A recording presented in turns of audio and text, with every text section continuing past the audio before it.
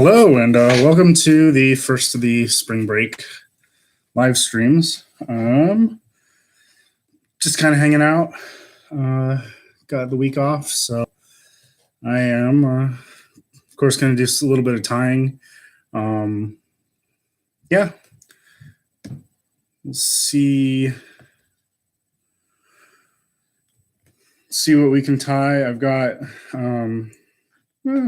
I got a couple of hooks out that we can tie on, and yeah. So as you can see, I've already got in my vise a hook with the snell. This is another partridge round bend. This is a size 2 hook, I think, so it's a little bit smaller. And I'm just going to tie a pretty quick and pretty small fiery brown Orvis Marbury style fly. Like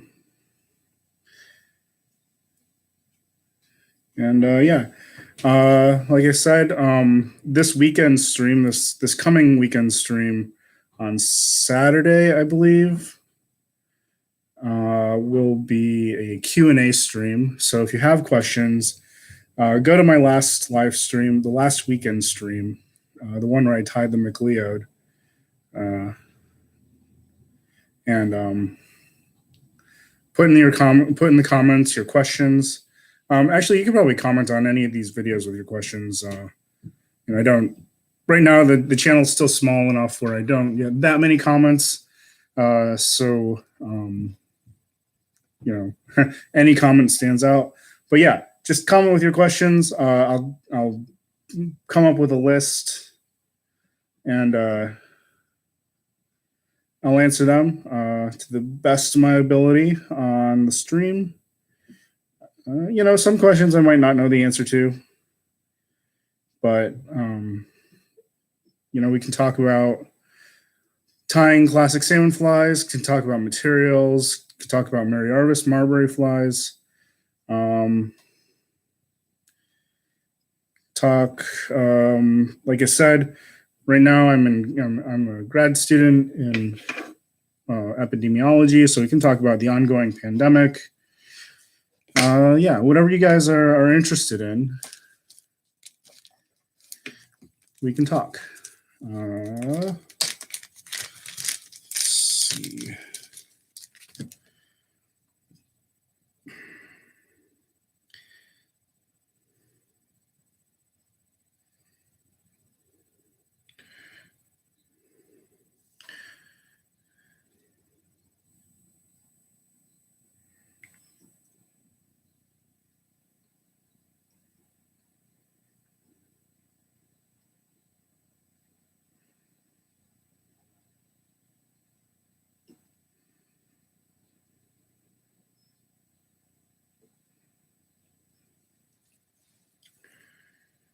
You can also go to my Instagram at justwondering.brad, and you can comment on the picture of the McLeod or with your question if you want to ask it there. On the videos or on the picture of the McLeod, both places I'll see your question, and be happy to answer.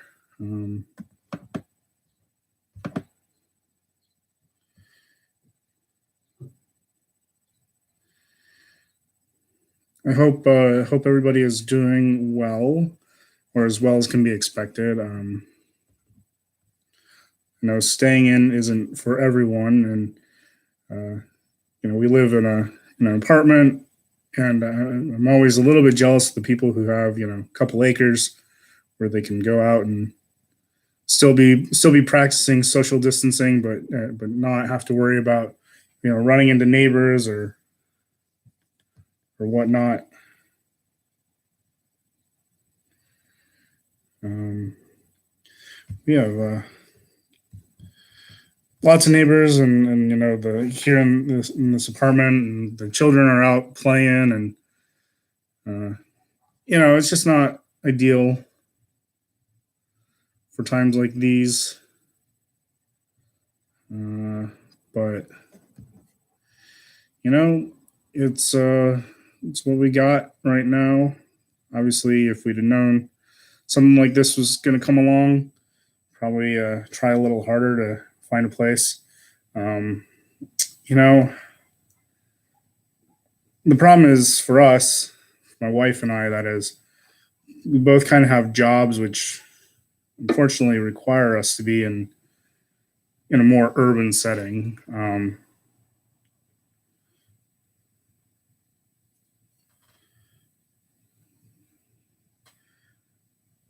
Myself being a scientist and my wife being in museums, working in the museum industry, uh, you know, there's not a whole lot of science, not a whole lot of big science labs or museums out in the country. And oh well, can't do too much about that.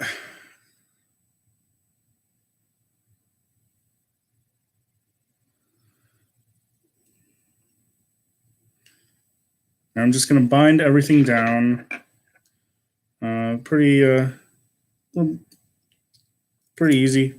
Um, Fiery Brown just has a dubbed brown fur body. So, like, as I've always said, it's less important how smooth your underbody is and just that it's balanced and tapered. Uh,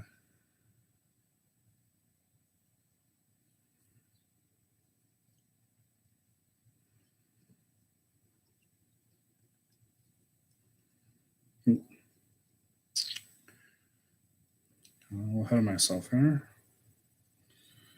And as usual, before I see, okay, wax.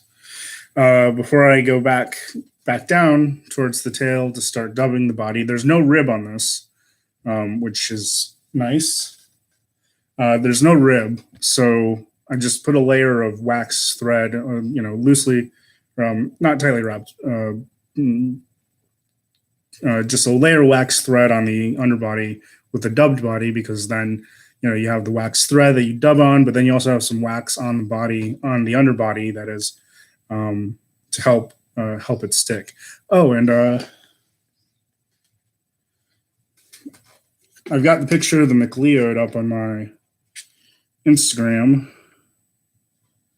but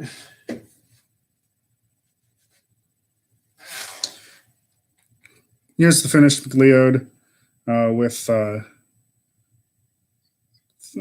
coating of head cement and also the finished loop on the snell. It's a little.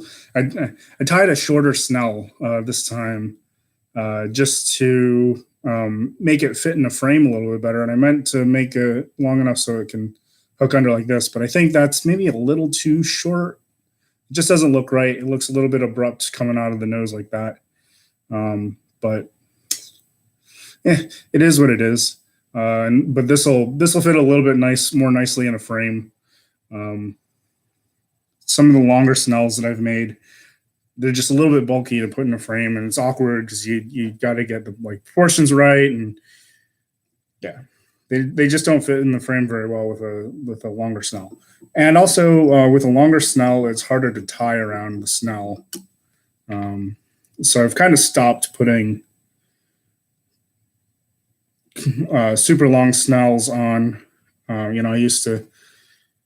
I've got a few examples here which I can show, but I've kind of stopped tying on the super long snells just because of how awkward they are.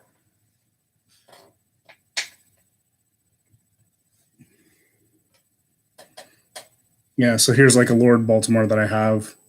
I think I've shown this one before, but it's got the super long snell, and just one, trying to fit that into a frame, and two, tying around this bulk was just super awkward. Decided I wasn't into that anymore, so I started either tying normal guys onto my Orvis Marbury flies, or just doing like short snells like this.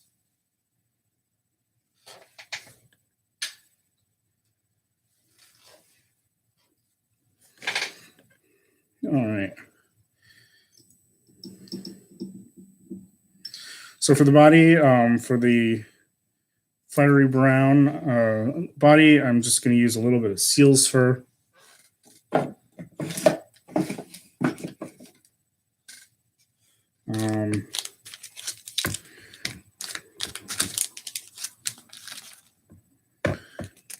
Now the fiery brown that I have is so in my earlier days when I was first starting to tie flies, I didn't always buy my materials from John McLean, and sometimes got stuff, because as a kid, sometimes you're looking for the less expensive option, and that's sometimes off of eBay. And it took me a while to learn that you buy what you pay for, or you get what you pay for. And so some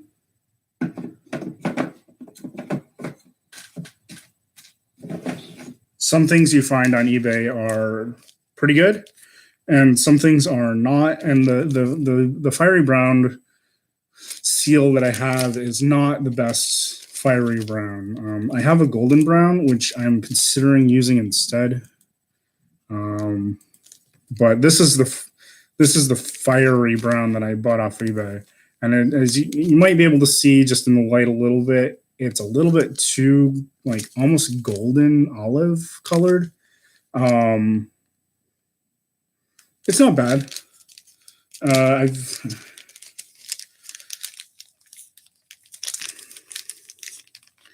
It's not terrible, but it's got like this olive sheen to it that doesn't look quite right in the light.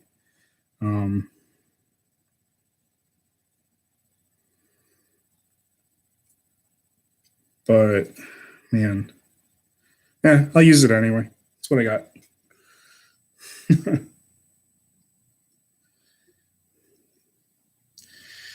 It'll look okay on. This is a pretty small fly, so I don't need much of it, and it looks okay from a distance.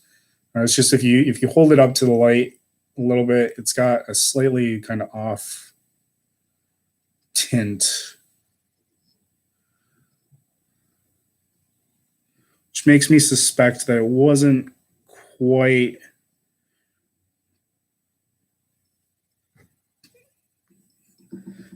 properly dyed. Oop. Man.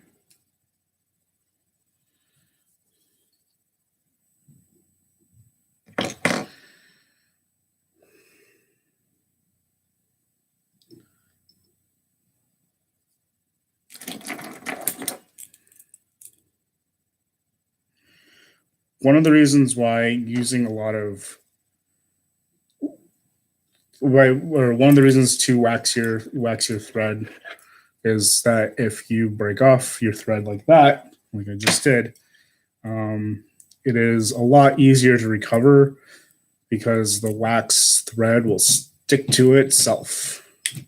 So here I have a broken end of thread, and I can actually just let it go. Because this cobbler's wax from Bill Bailey is so incredibly tacky when it's, you just melt it with a little bit of body heat or even just the friction of waxing your thread will melt it. And then once it's melted, it's extremely tacky. Once it cures or once it cools again, it becomes, solid. It holds things solidly. Now it's not so great if you're fishing in a place where it's going to get warm. But for most salmon and trout fishermen, I think you'll generally be fishing in pretty cold waters. So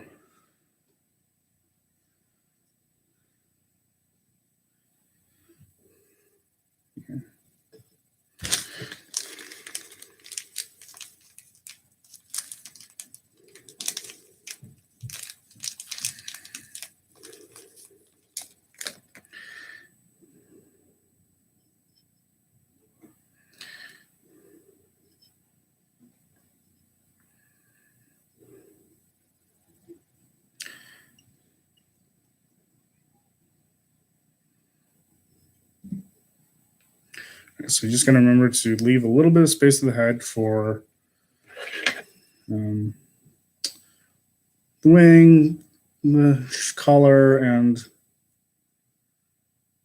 a dubbed head.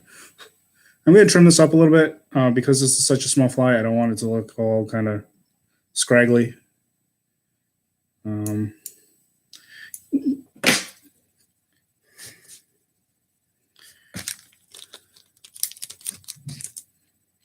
All right, and the wing is a brown mottled feather of some description. I've got turkey.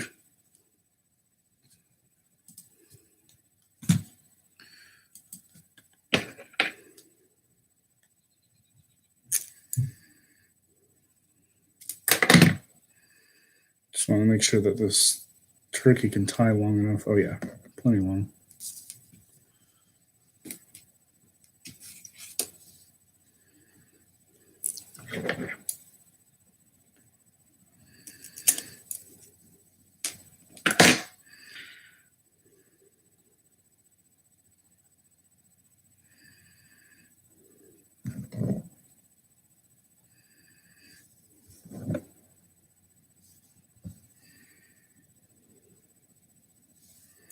So we got a couple of slips of turkey that I'm just going to put back to back like normal.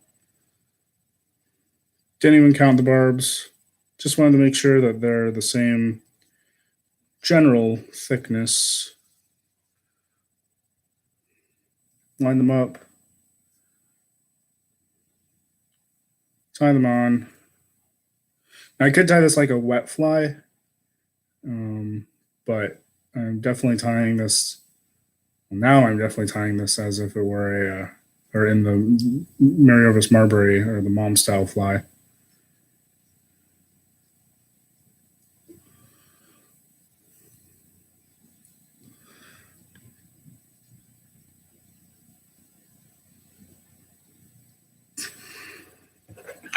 This isn't a terribly large hook, so it doesn't need such a huge fling. Cut the tag end off at an angle. Wax my thread.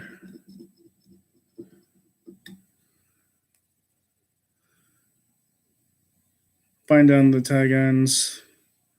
Again, I've left plenty of room at the front because I've got to tie both a hackle and dub a head in there. The hackle that I'm using actually is just like the the leftover bit that I have from making wet dry fly tails. It's kind of a nice. It's a nice whiting dry fly hackle.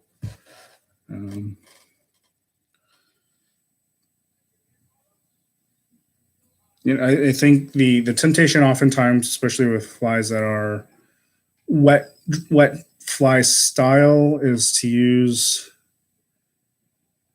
like a very webby, either a very webby like hen feather or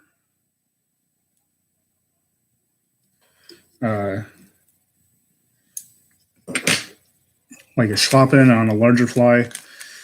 And that's not terrible because they generally have pretty good motion when fishing, but it's stylistically, those can be a little bit heavy. These flies were, generally tied pretty sparse. Classic Atlantic salmon flies, especially, were tied pretty sparse initially. So I generally think of balls. I generally think a rooster hackle, a not so webby hackle, whether that's a rooster or just a less webby hackle in general, is stylistically a little bit nicer.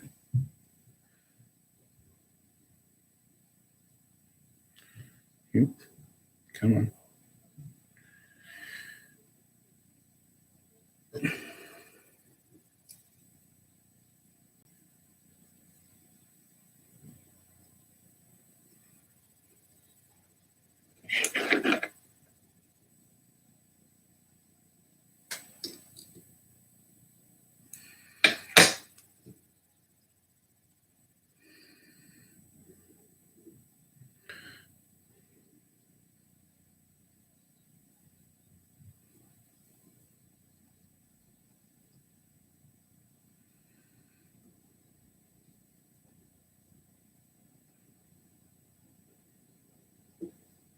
jeez. I'm in a little bit of trouble today with hackle. I think it's just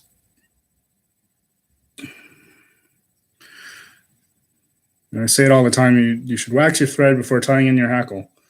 I think I might have accidentally got the wax off on this one. You can pull wax off the thread by wrapping and unwrapping it several times, or running your fingers down, or gosh, what am I trying to say?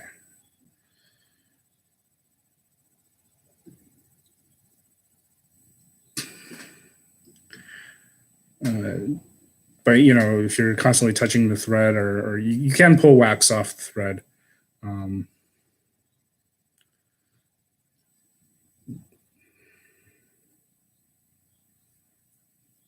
It's not like the wax gets into the thread and just kind of impregnates it. It's not like a thin glue, like a thin glue would.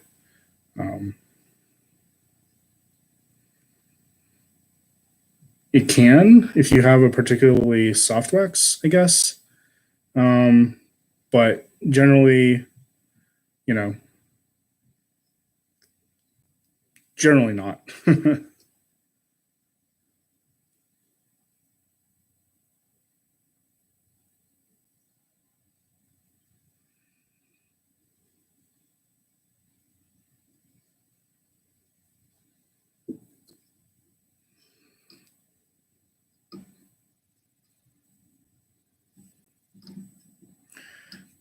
Like always,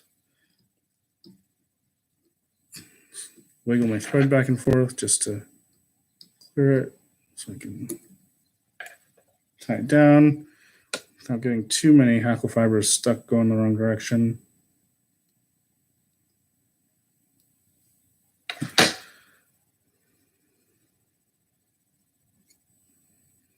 Bind everything down.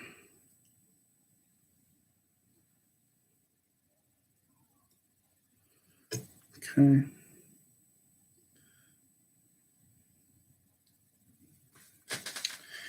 Then I'm going to wax my thread again because I have to dub red.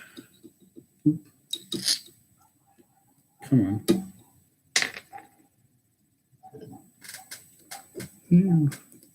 Right. Man, all sorts of troubles today. I think part of the problem is I'm not used to tying on such a small hook.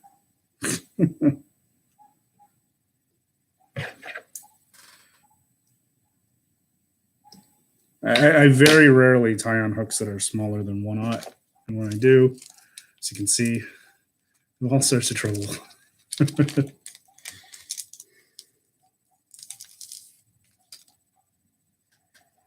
Okay, I'm using just a little bit of scarlet mohair.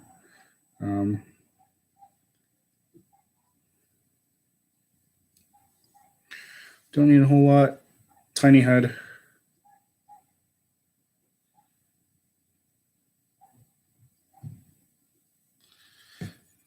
Gonna make sure the hackle fibers don't get caught up in the wax thread.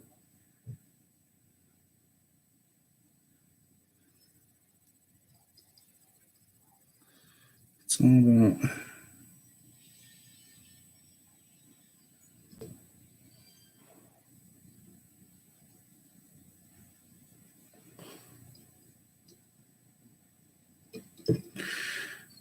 all right, so that's a very nice, tidy, dubbed head.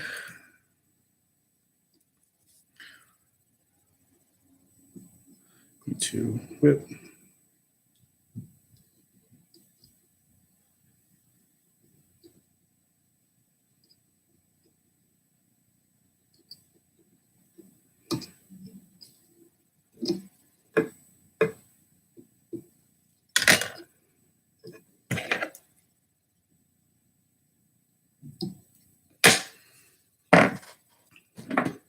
Then Kelson's head cement. This is made by Bill Bailey as well. As one of the kind of specialty purveyors of fly tying material. You know, Bill Bailey does a great service by both. He dyes a lot of materials, in particular seal and pig's wool and that, but he also produces fly tying, like the head cement and the wax. It's all extraordinarily useful stuff.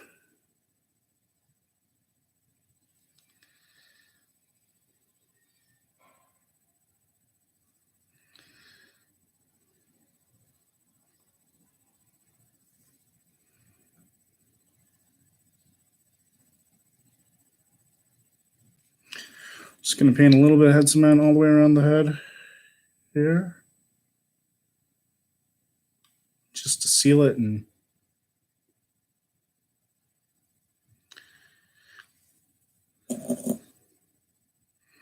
yeah, so that's a pretty tiny, at least for me.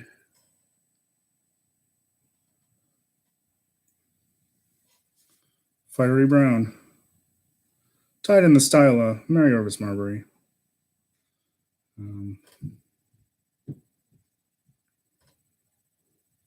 Just going to hang that one up to dry.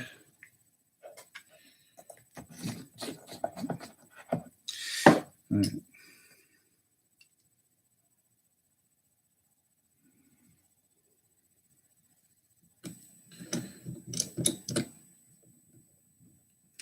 Fortunately, this hook is not quite as prepared because I decided to try and shoehorn in another fly in the last minute. So this is going to take a little bit more prep work, just in terms of more boring aspects of tying a fly.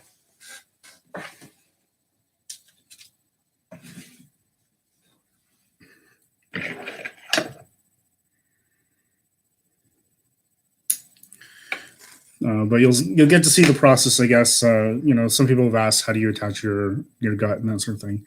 So I have a length of twisted gut. This is just 2-ply twist. So 2 strands of gut fly line that have been twisted together, or soaked in a bowl of water to soften it, and then twisted together and then allowed to dry. All I do is stick it in my mouth to just rehydrate it a little bit. That just makes it easier to work with. You want it to be able to bend without cracking. The one thing about silk fly lines is if you try to bend them while they're dry, they will crack.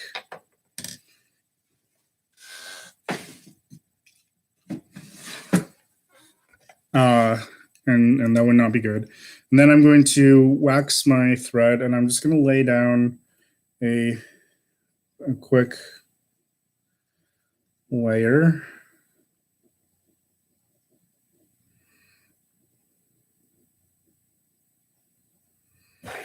Here.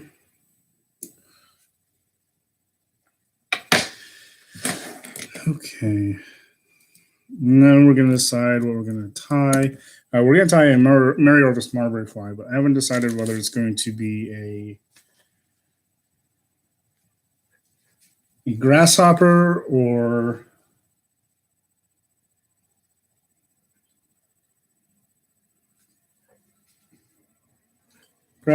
something else.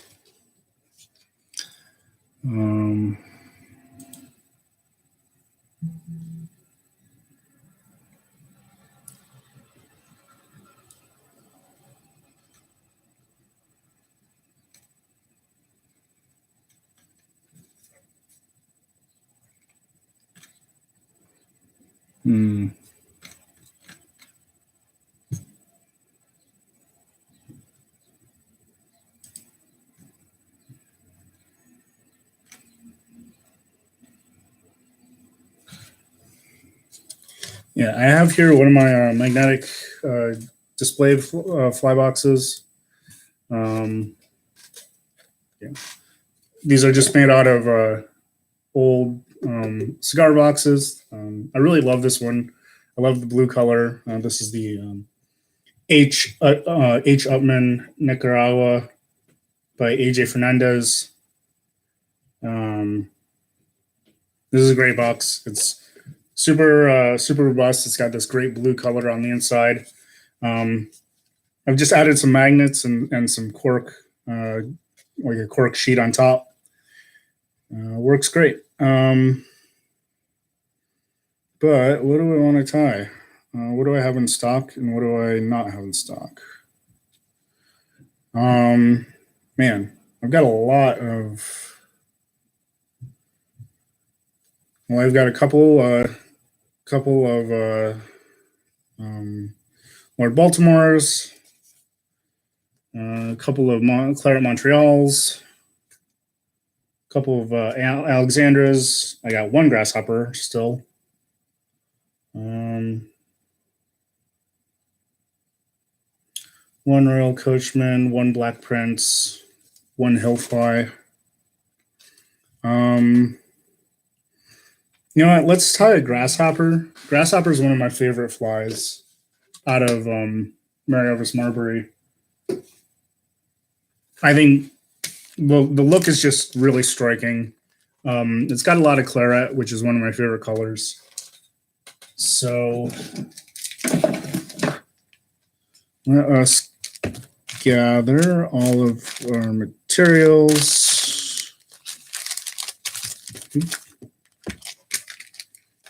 Not to spill everything out of my tray.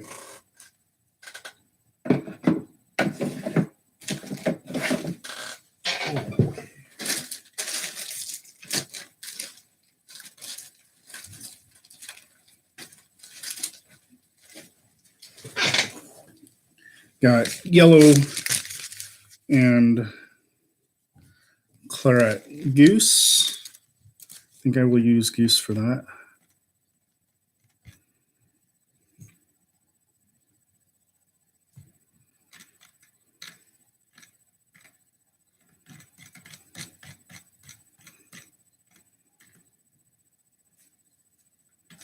Not claret goose. Sorry, red goose.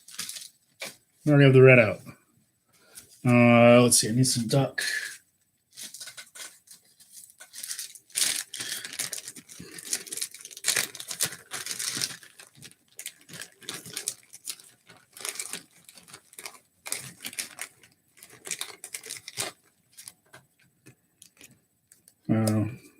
Barred, wood duck, yellow, red goose, barred, wood duck, and gray fur, and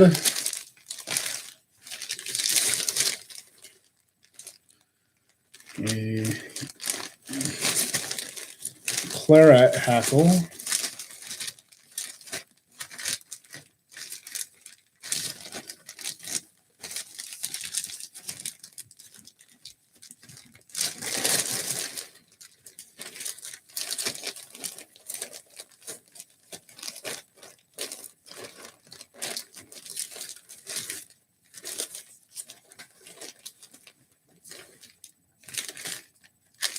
Claret rooster hackle. It's got a jungle cock underwing and a gold tinsel and light olive sticker tag.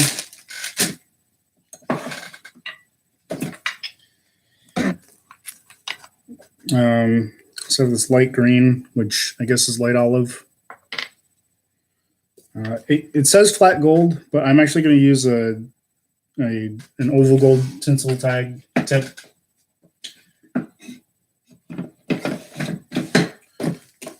Because that is what I have in front of me right now.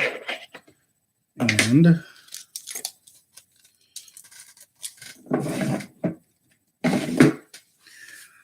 all right, so I think that's it, or most of it. We can pull out some more materials as we need as we go on.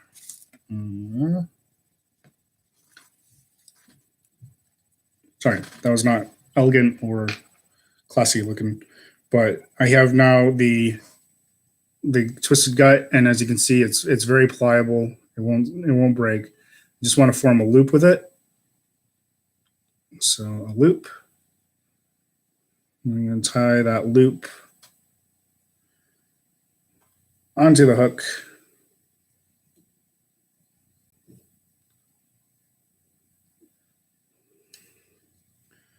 And as you can see, I'm tying it on pretty short, and that's mostly to conserve gut. Like I said, right now I'm kind of running a little bit on the last of it, last that I have. Need to resupply, but you know, times being what they are, never quite sure when I'm going to be able to get some.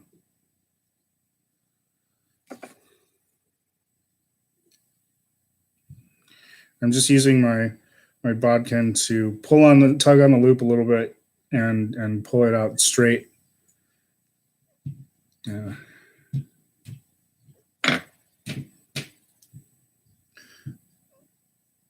And then again, because this has a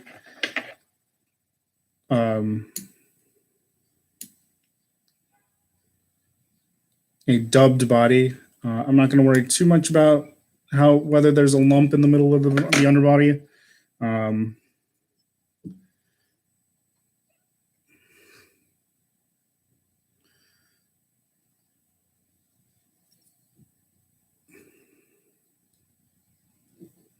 Just want to make sure everything tapers well, but the underbody does not need to be perfectly smooth, because you can hide any imperfection in the underbody and in the body itself under the dubbing.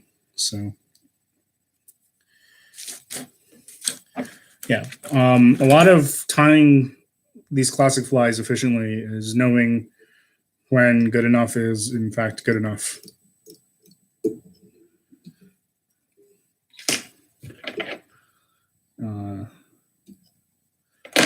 And also knowing little tricks, reversing your thread when tying on duck and things like that. All right, so the underbody, I want to build up a decent amount of bulk, because this is a 2/0 hook. So this is another one of the partridge round bend 2/0 hooks.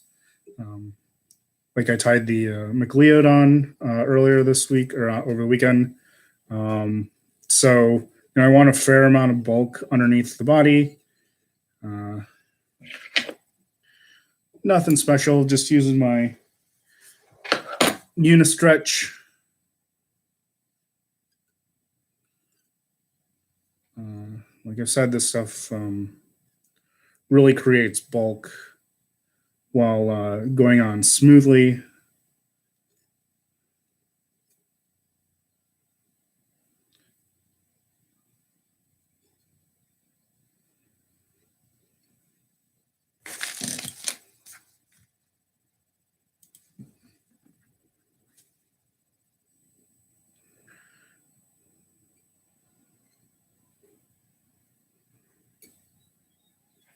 And you'll see me moving my bobbin back and forth as I wrap, and that's just what I'm doing is I'm moving the thread, or moving the thread against the underbody that's already there, and what that's doing is it's flattening out the thread as I wrap.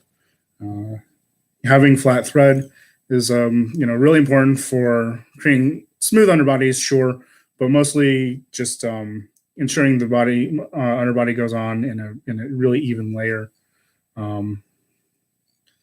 Like I said, smoothness doesn't matter too much with a dubbed body like this. It's more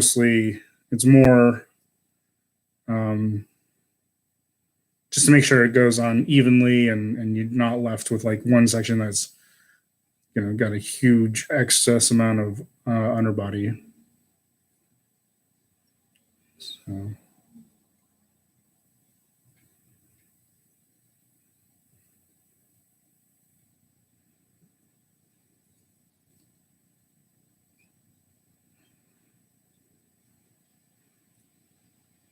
So this is a 2/0 hook. It can tolerate a fair amount of underbody. And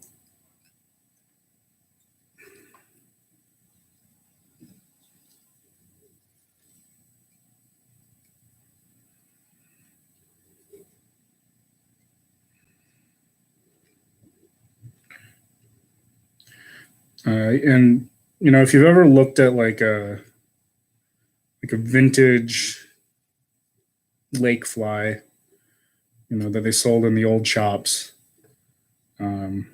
Oftentimes, those flies were actually quite chubby. Many of those old flies actually had underbodies, and they're tied on size 2 hooks, size 1 hooks, but they've got eighth of an inch thick bodies, and that's because a lot of the underbodies were made actually tied on with waxed wool.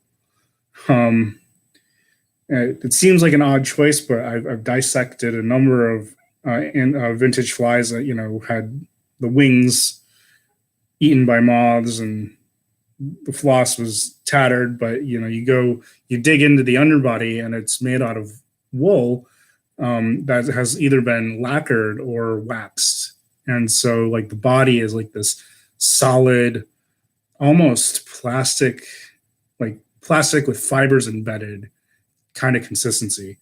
Um, they've definitely made their flies to last for sure.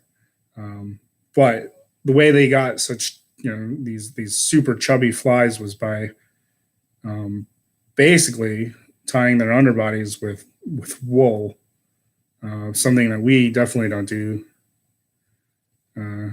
today. I mean, I guess we're sort of tying it with wool here. Unistretch is kind of like that extra thick version of thread, but they were doing this with like wool, in the round, like multiply wool.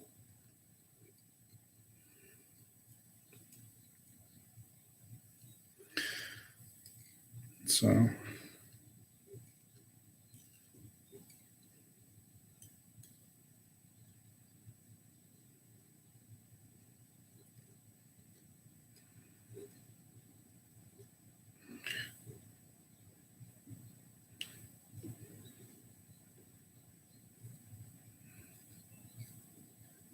now, if I was really trying to make like a smooth underbody that would go under, say, something um, like a floss body, I'd probably spend a little bit more time in trying to get my thread a little bit flatter.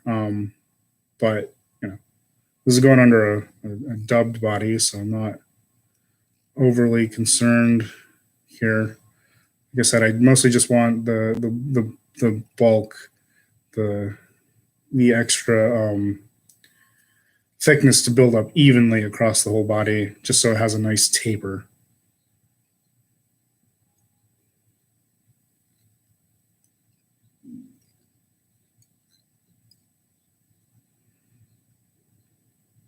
So we're going to wrap all the way down to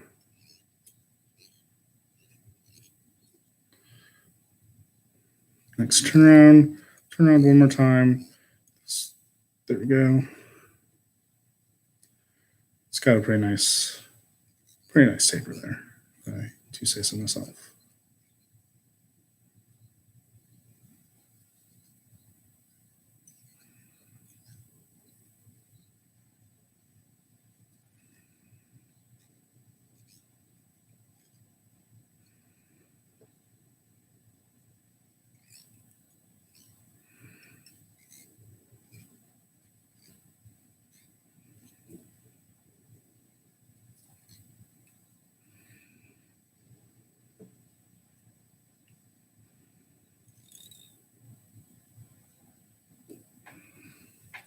Okay. Going to loop. Tie off the underbody thread here. Man. Hey, I really need a new vise. This vise is not working out for me anymore. If you'd like to contribute to the Brad Needs a New Vice Fund, check out my Etsy shop at Studio1213 on Etsy. I'm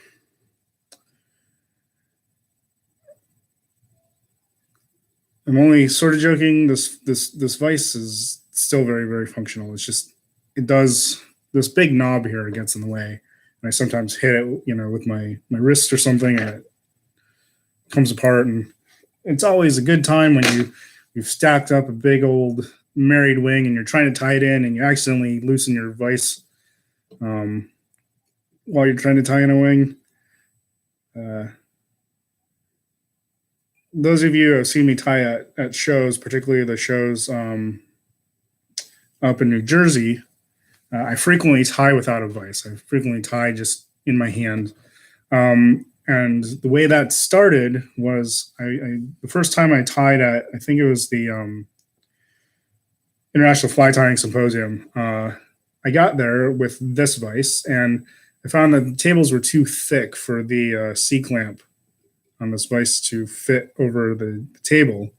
And at that time, being a poor college student and not being able to purchase a new vise, I just decided, well, I'm gonna tie in hand. I'll just tie without a vise, and worked out great. And that was kind of my shtick at the shows.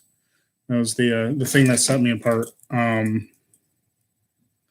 man, let me tell you, since then, a lot of people have started doing that. It's become quite popular to tie in hand. That was weird. It came undone. It's become quite popular to tie in hand. A lot of great tiers do quite a bit of tying in hand. I know quite a handful of salmon fly tyers who tie exclusively in hand. Tyers like Cat Rollins comes to mind. And I think it was all really kind of started by Jens Pilgaard. I think he's from the Netherlands, if I remember correctly.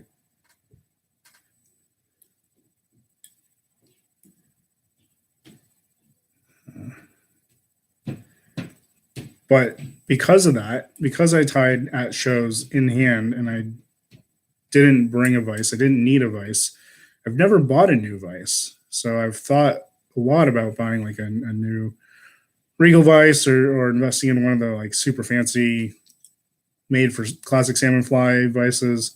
I just never have, because I've always just tied, at shows, I've always just tied in hand.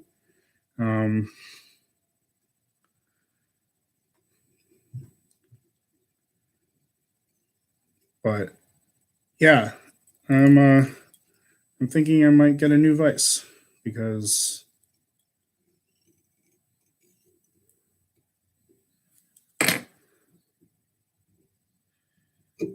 this vise is the jaws are starting to wear. I've had this vise for maybe 20 years.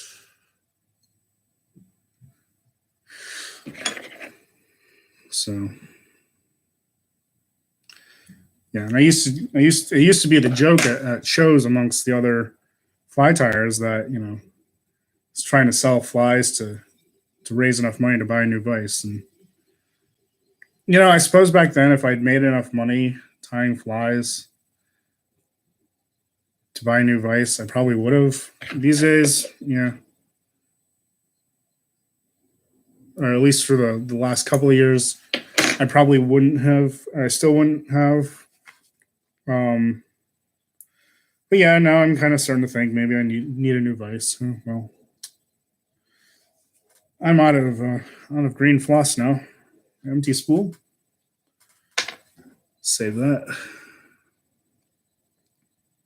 Again, this is Lagarton silk, so it comes in 3 plies.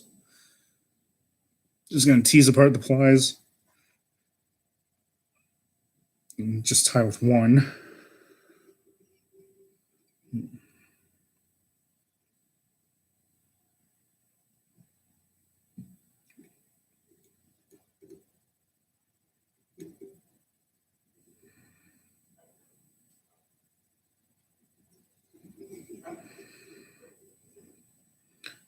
Thread to the front, just to get out of the way.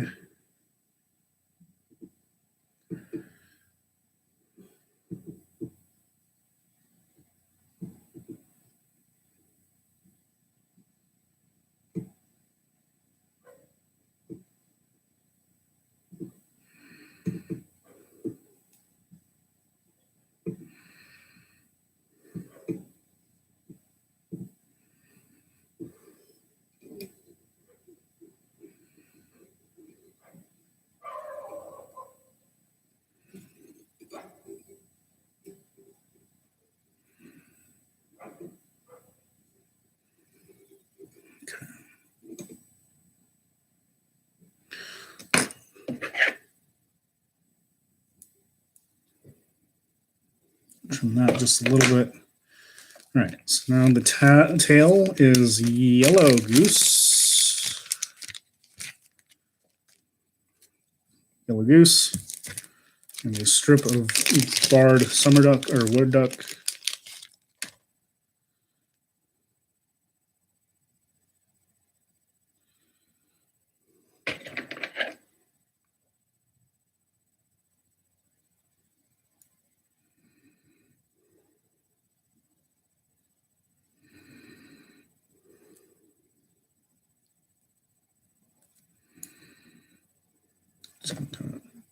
Strips for each side.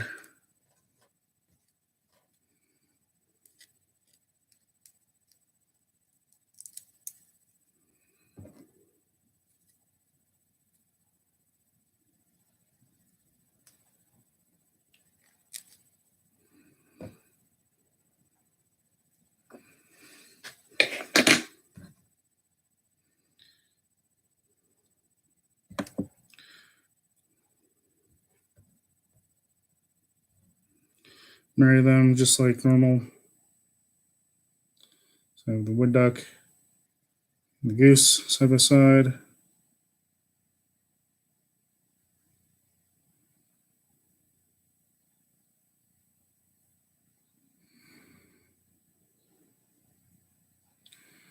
Just make sure the tips line up, go in the same direction. Just like that.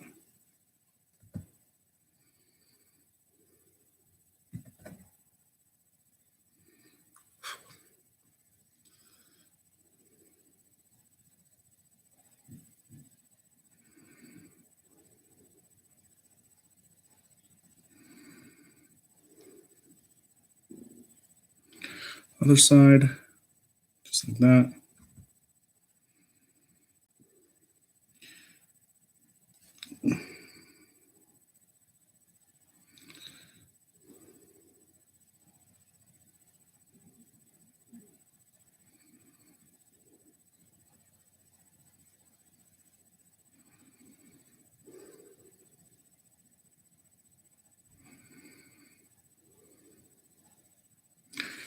Line up the tips. With the barred summer duck, I just want to make sure that the white bars are lined up because you can kind of see through them.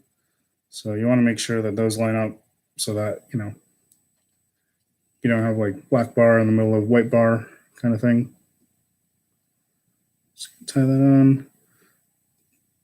Just use a soft loop, single soft loop. You don't have to double, but you do want to soft loop it.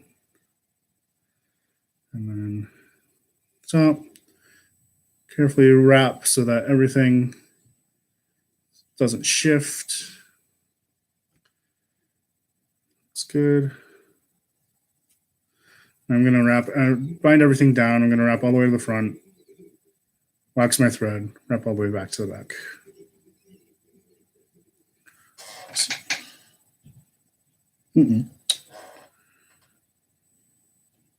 Actually, I don't like the way the backside folded. I actually think the yellow goose folded under the wood duck a little bit poorly in the back. Actually, it folded right under. Interesting.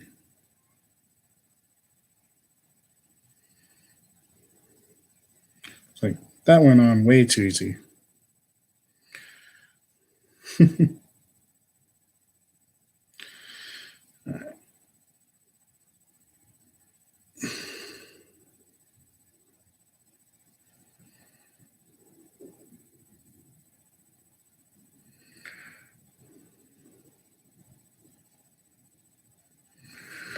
Let's try that again.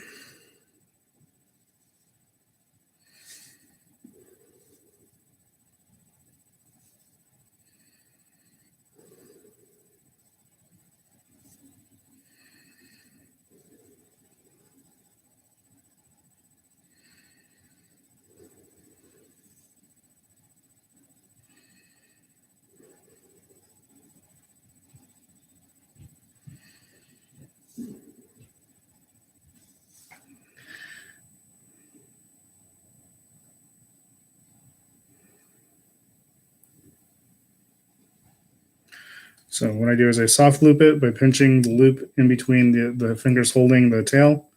Then I just let it drop onto the material while holding it in place. I use the weight of the bobbin to pull the first loop snug. Yeah, that's much better. Shift around to make sure it's on top of the hook and bind it down. So again, what I'm doing is I'm creating a soft loop by pinching the thread between my fingers. I draw it up over the tail, bring it back down, and then as I let this pinch go, the weight of the bobbin pulls the thread loop closed. And that's how you deal with, soft materials when you're soft looping, using a soft loop to tie them on.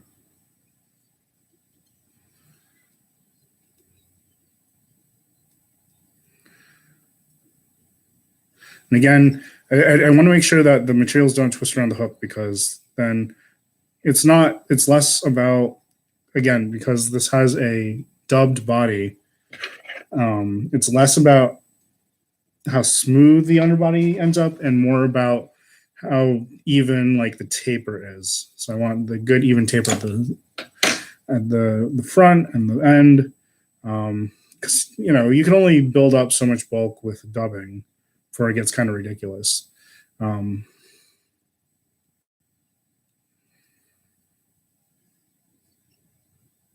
So you want to make sure all the structure underneath it, the underbody, is solid, is well constructed.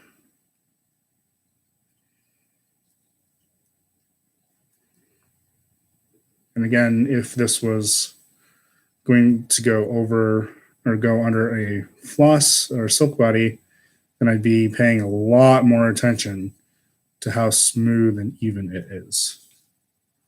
But as it is, it's going under a dubbed body, so I'm a little less worried about how smooth it is. But I'm still very concerned about how even it is. All right, so here I'm going to wax my thread per the usual. And again, this body doesn't have any ribs, and then no ribbing, so straightforward. We just wax our thread, wind it back down, just to create that layer of wax thread underneath the dubbing to help it stick to the body. And in historical or in like vintage flies and historical examples of these flies were tied entirely with waxed thread. So the idea that you waxed your thread when you needed to tie something down was never true, because you always waxed your thread.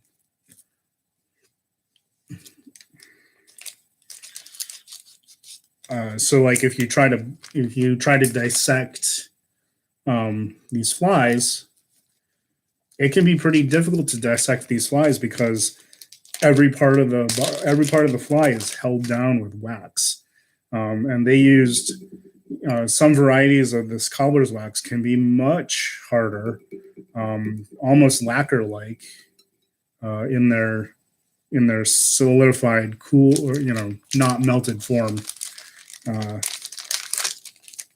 So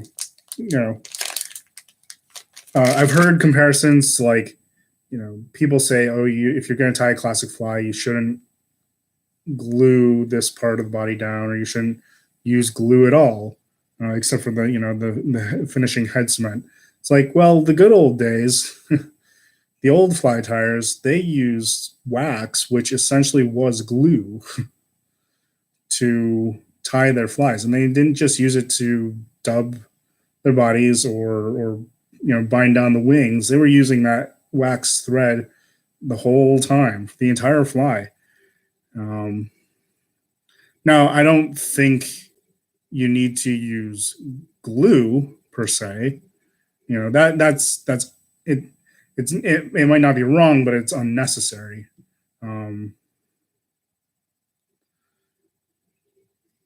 I think good technique, good tying technique, and nicely waxed thread does about as much for, or adds about as much durability to a fly as gluing things down. But it's not improper to it's not bad practice. It's not improper practice. It's not a historical practice if somebody decides to put a drop of head cement or glue after tying in the tail or after tying in the wing.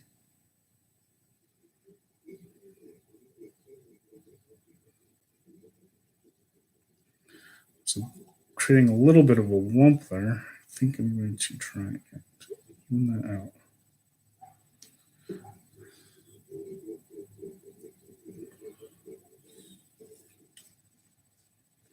Still got a lump in my dubbing.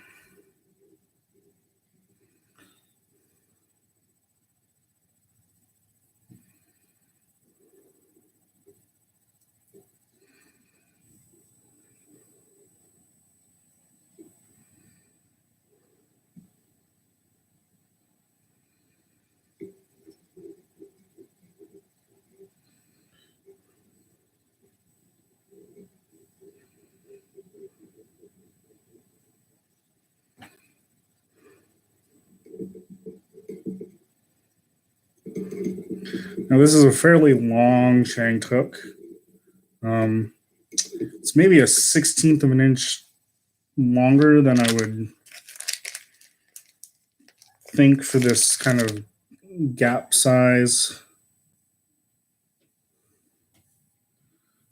on this hook. But then I think that would probably make it a little bit smaller than a 2/0. So yeah,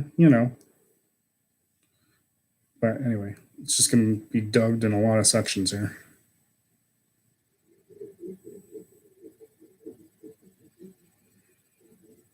All right, one more section.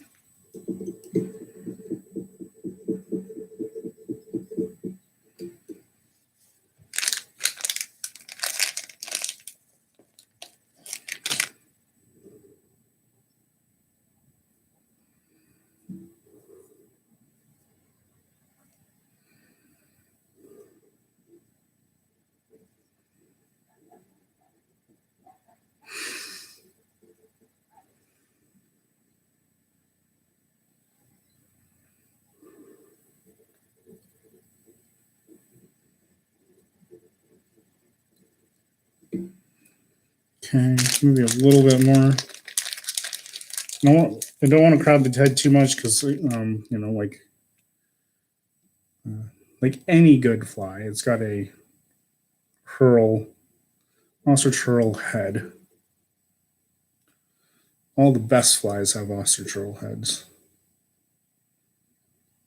in my humble opinion.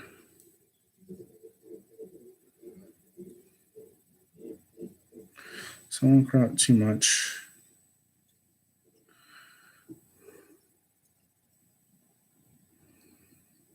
All right. So that's a nice body. And, because I have that extra layer of wax thread underneath, if I want to, I can just kind of press the fur into that. And that just makes the body a little bit more secure. Also prevents the body from shedding too much. Got kind of a little bit of a clump sticking out right here, so I'm going to trim that. Okay.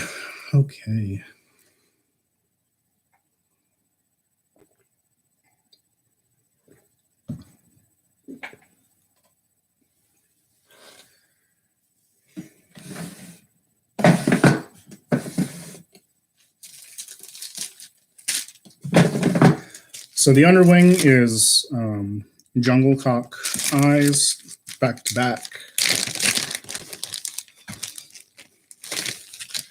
See, I've got a couple that are already off the skin. See if these are appropriate. Not that one.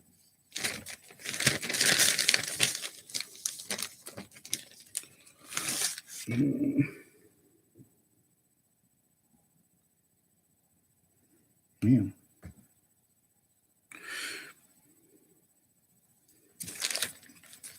Okay, let me see if I can find a pair for one of these.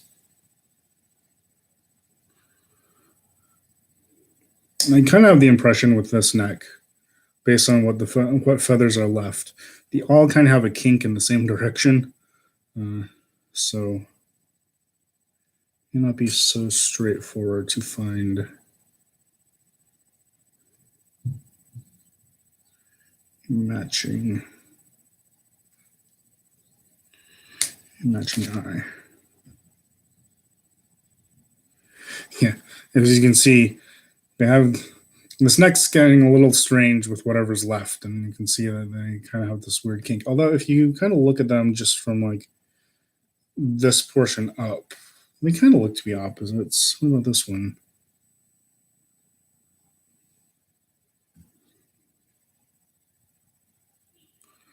These are probably closer in size. These are closer in size. Yeah, so you just kind of look at that from that side. Yeah, those are pretty good match. So I'm going to put them back to back, like so.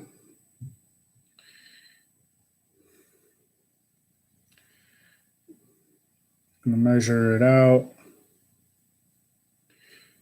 Pick my tie-in spot and just kind of strip away all the excess barbs from around that area. I'm going to measure again, just to make sure I didn't screw that up, or I might need to extend the wing or shorten the wing a little bit more.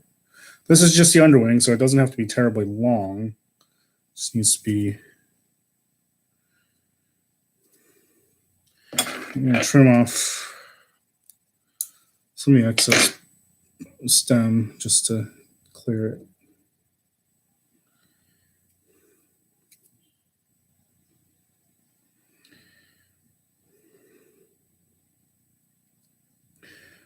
Just clean that up a little bit.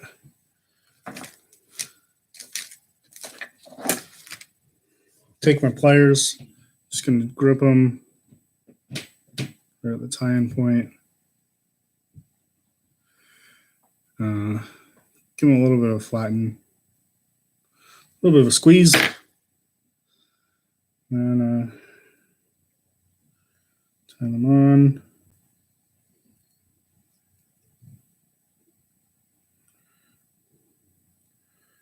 Excellent.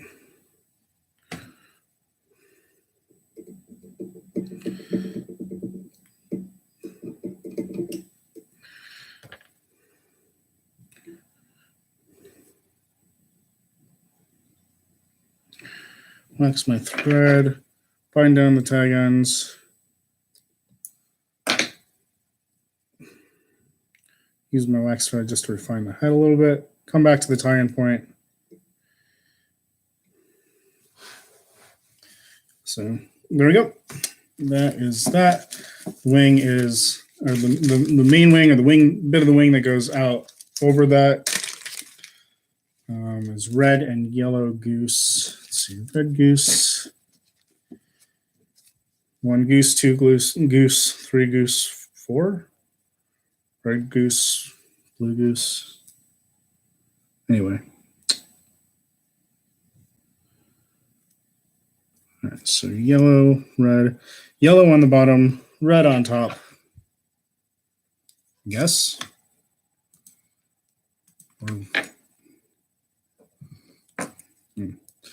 According to the picture evidence, I normally put red on the bottom and yellow on top, so that's what I'm going to do.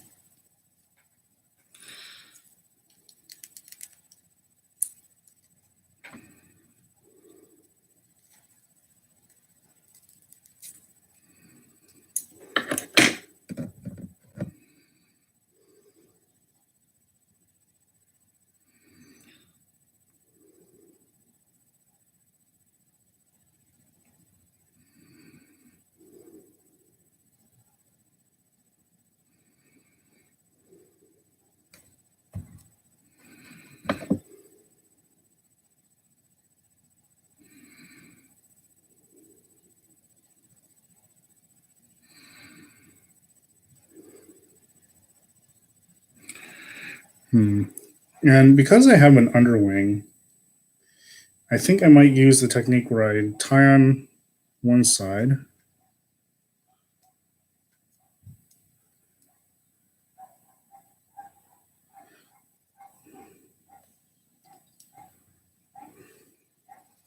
Tie on one side.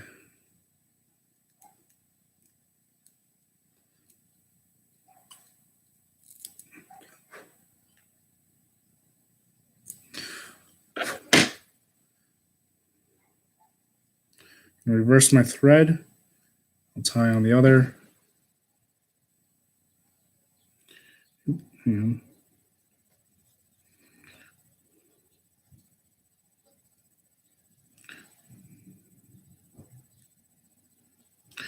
the yellow strip just has one crossed.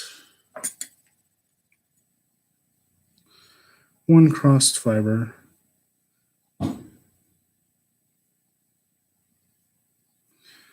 To remedy that.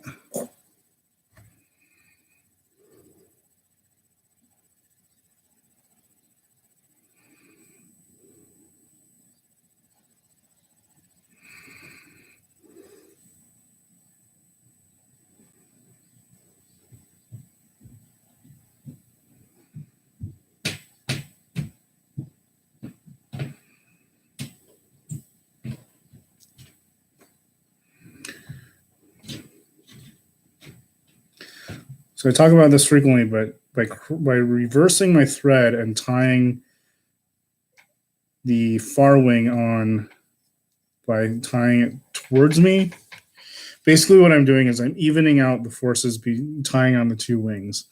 So by having both forces equal, the wings go on equally. And then just kind of rock the wings up onto the top of the hook.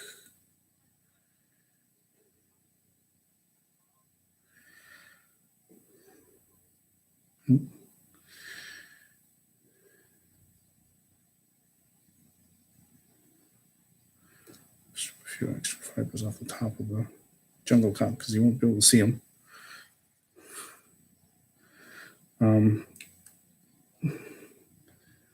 And having equal forces when tying on wings is really important for soft materials, such as goose. Because I don't know if that went on very well.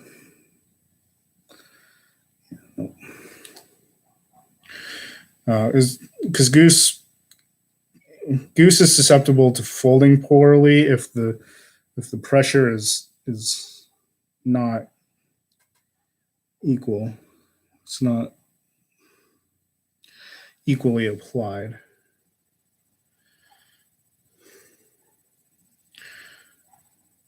Just like duck. Actually think this yellow strip is maybe a little smidge too wide.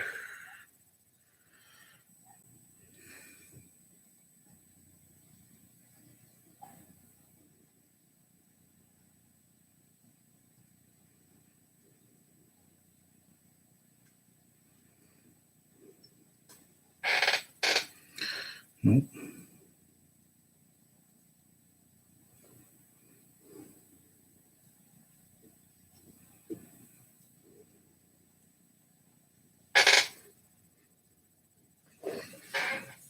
Okay.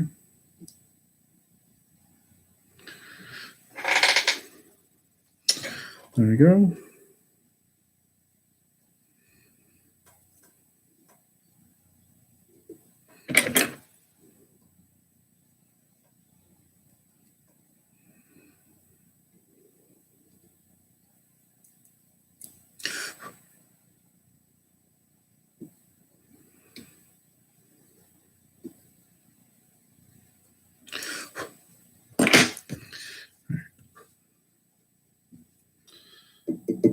Wax my thread. I'm still wrapping towards me. I'm going to bind these suckers down. Reverse my thread. Bind them down, going in the other direction. Tie my thread right back to the tie-in point. That's okay. So yeah.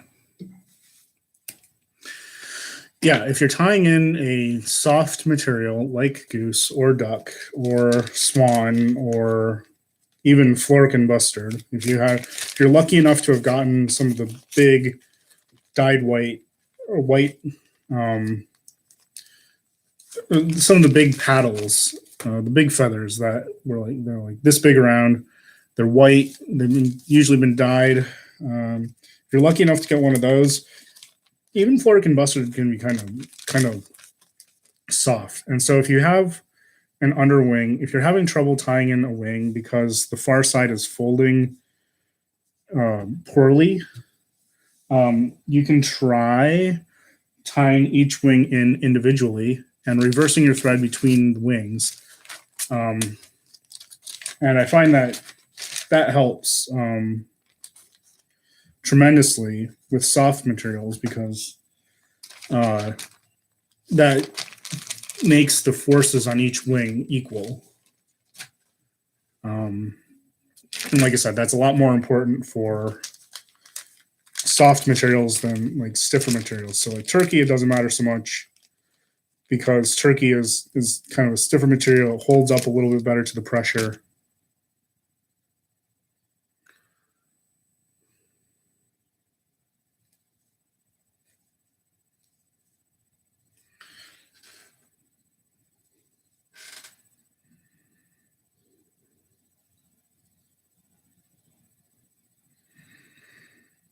Selecting a hackle. Mix my thread.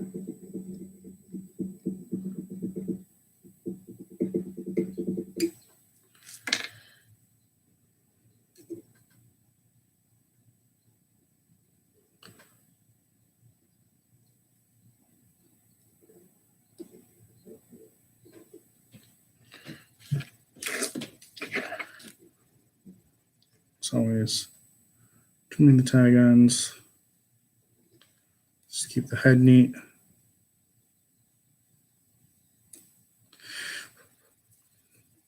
I'm very much a trim as you go kind of tire. I know there are a lot of classic tires who will tie everything in and then trim all the tag ends at once. I think it helps keep my my tying a little bit neater if I can trim as I go.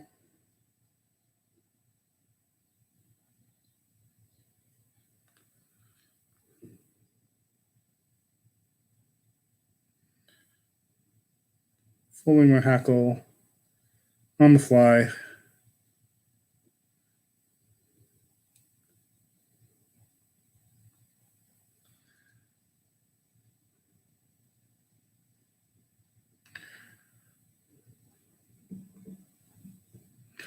Nice, robust collar. It's about 4 turns. Wiggling my thread to get it in between the hackle fibers so I don't trap any unnecessarily. I'm always going to trap a couple. You can always reduce the number of fibers that get trapped if you just only trim the stem and then some untrimmed fibers will pull out with the stem. But you'll always trap a few.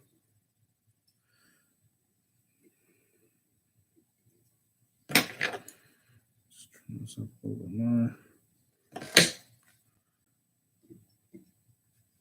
I'm going to wax my thread again.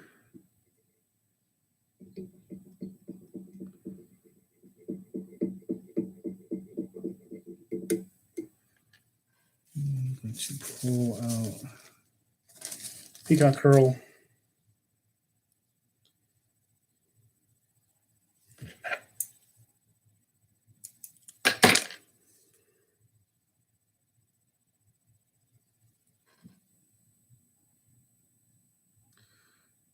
Now to prepare my peacock curl, ostrich curl. To prepare my ostrich curl, I just pull off the fibers from like just where it's going to be tied in. I think that just makes it a little bit neater.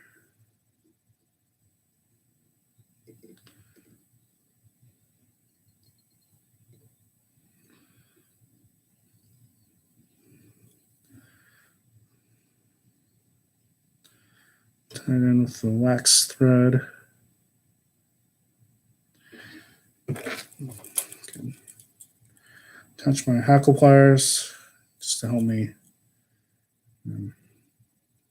Again, not really folding it, just making sure none of the fibers get trapped underneath the stem going forward, because that would look very messy. I'm going to just put one wrap right in front, the other. I'm going to wrap until a nice looking head. And if you're having trouble getting the hurl knot to slip down the head, that's why I added the layer of wax thread underneath, because then I can just push the stem into that wax and it'll stick. So I can take it all the way up to there, tie it off. One turn, two turn.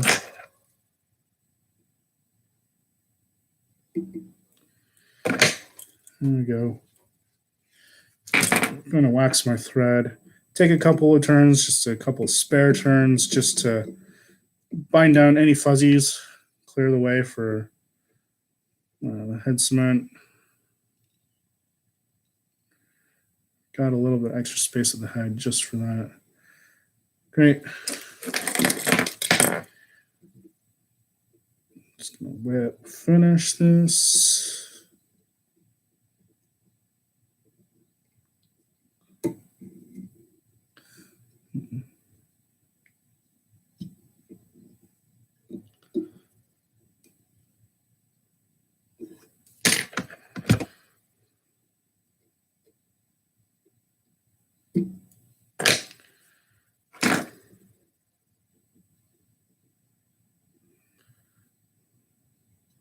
All right.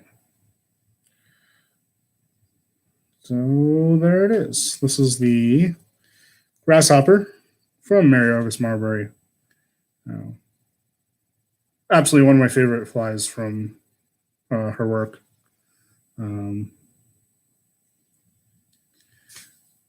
Just a great looking fly, very striking.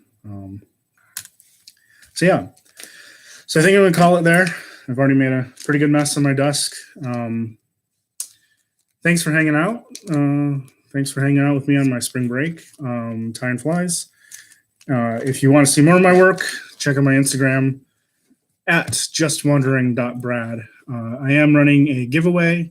When I reach 500 followers on my Instagram, I'll be giving away a number of fishing quality flies that I've tied.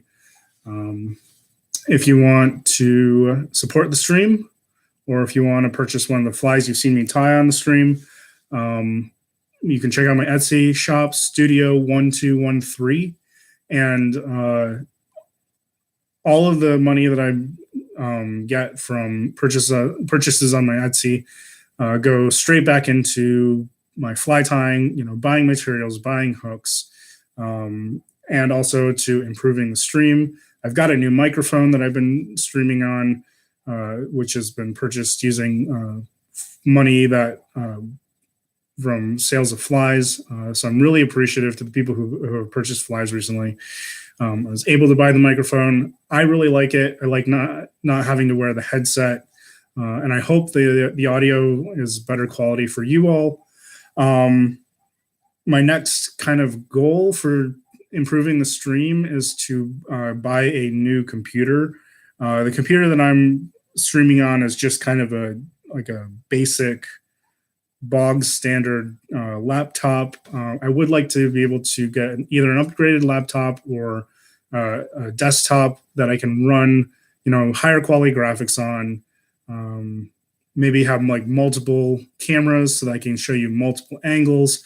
And I'd also like to be able to do some video editing, so I can do, how-to videos. I can do some close-ups. I can edit, a little bit tighter videos. So that's my next goal. With funds from the Etsy shop. And then also, I'm always buying materials because I'm always trying to, be able to tie new flies for you guys. So yeah. So thank you all for your support. Thank you for watching.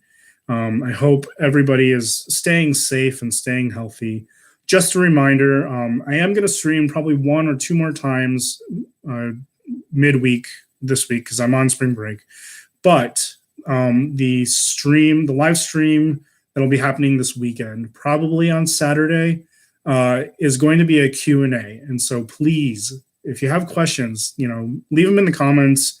Go over to my Instagram, comment on the picture of the McLeod, this fly. Comment on the picture with your question. I will answer it on stream. Like I said, the question can be about tying classic flies, classic Atlantic salmon flies, Orvis Marbury flies, or you can ask me questions about the ongoing pandemic. I am a microbiologist. I have my PhD in microbiology, and I'm also back in grad school for my master's of public health in epidemiology. So, I do know what I'm talking about.